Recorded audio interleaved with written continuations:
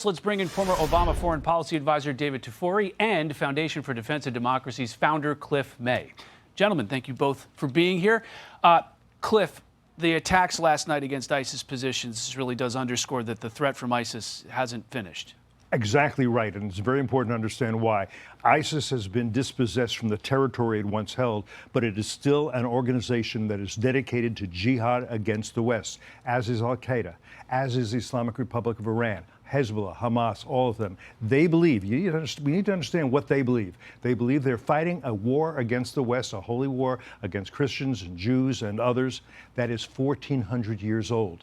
They will not make deals. They will not be easily dissuaded. They're not going to go home and open yoga studios. They're going to fight as long as they can. If we understand that reality, then we can have a strategy for defeating them over time. You know, David, you look at what the president had to say about the government, the interim government in Syria right now. They very pointedly, the White House said this was not to blame or not to put any blame on the current Syrian government. What do you think about how much the U.S. can trust the interim government there? So it's a very important question. I was in Damascus, Syria 3 weeks ago, and the city is open. There are a lot of companies that are going there that are interested in helping rebuild Syria, and there's a lot of positivity and hope.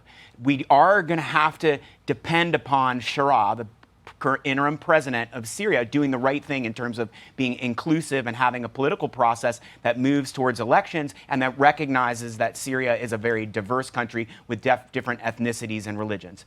If he does that successfully, they're going to be an ally. And these strikes that we did on ISIS in Syria are notable because for the first time, we actually did it in cooperation with the government in Damascus, whereas we were doing strikes all through the Assad regime on ISIS, even though we couldn't cooperate with Assad. Things are changing very quickly in Syria, have changed very quickly in Syria.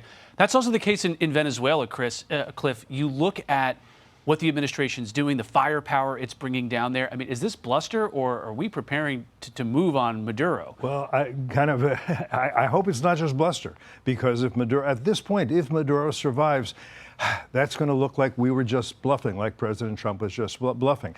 President Trump recognizes that we have adversaries, enemies in Latin America. Venezuela is one of them. Cuba is certainly one of them. Nicaragua is one of them. And we have a tremendous amount of Chinese influence, Iranian influence, and Russian influence in the southern hemisphere. Cuban influence especially. In Venezuela, yeah. And Venezuela, absolutely. The Cubans are absolutely there. If you look at the national security strategy that just came out from the Trump administration, he wants to focus a lot more on the southern hemisphere, on Latin America.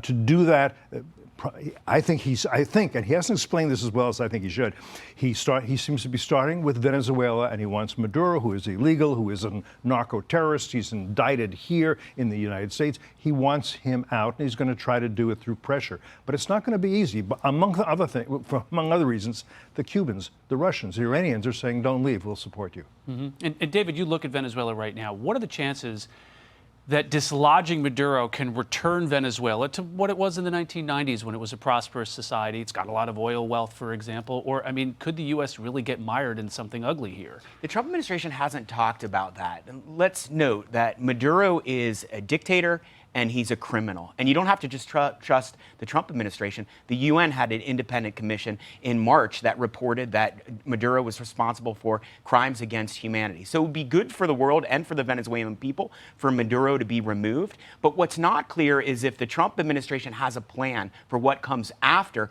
if we do remove Maduro. And this does feel a little bit like how we got into the invasion of Iraq in 2003, and including Iraq had about 30 million people. That's the population of Venezuela. If we don't know whether the people in Venezuela would be okay with being occupied if we have to send U.S. troops into Venezuela. And also, we didn't have a plan in Iraq for securing Iraq, for making sure that after the regime fell, that we could there would be a security, there would be there would be an army and police, and we also would have to think about that for Venezuela. If we take out Maduro and take out the people close to him, how are we going to make sure that Venezuela stays safe so it can move towards a democracy, which would be the goal? Cliff, very quickly, how does the administration do that?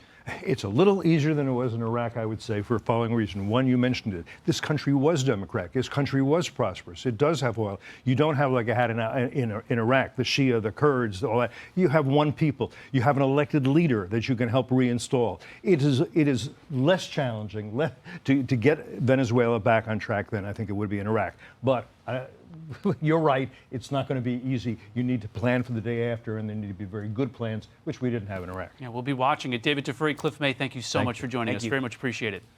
Hey everyone, I'm Emily Compagno. Catch me and my co-hosts Harris Faulkner and Kaylee McEnany on Outnumbered every weekday at 12 p.m. Eastern, or set your DVR. Also, don't forget to subscribe to the Fox News YouTube page for daily highlights.